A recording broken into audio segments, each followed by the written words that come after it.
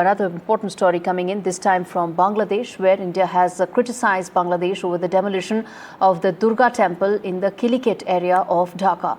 MEA spokesperson Randhir Jaiswal said, "We understand that extremists were clamoring for demolishing the Durga Temple in the Khilkhet area in Dhaka." MEA spokesperson said it is the responsibility of the interim government in Bangladesh to protect Hindus, their properties and religious institutions. Yet another case of how the 9% of Bangladesh's population continues to get deeply impacted. And let me quickly now rope in Saurabh Gupta, my colleague, to talk more about this. Saurabh, Saurabh, before I come to you, let me play out this soundbite of Randhir Jaiswal, and then we talk more about why these cases continue to come to light from Bangladesh.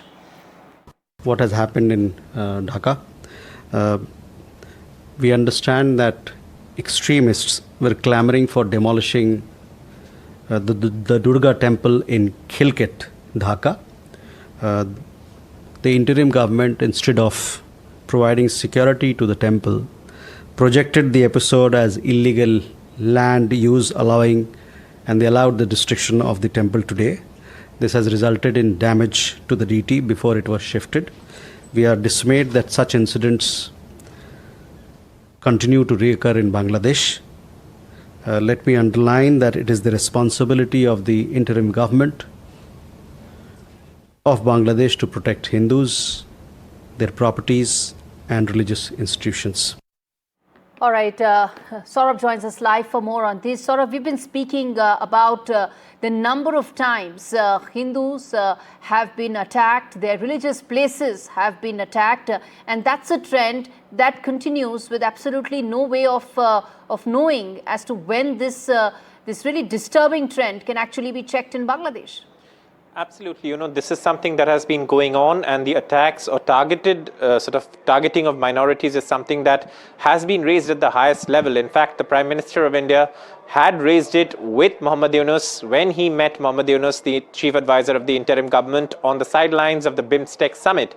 And at that time too, the Prime Minister had underlined that the expectation is that Bangladesh would protect minorities. However, we've seen multiple attacks on minorities. Many of those have been denied by the Bangladesh authorities under various pretexts. And this one, of course, is what they say apparently built on illegally on railway land.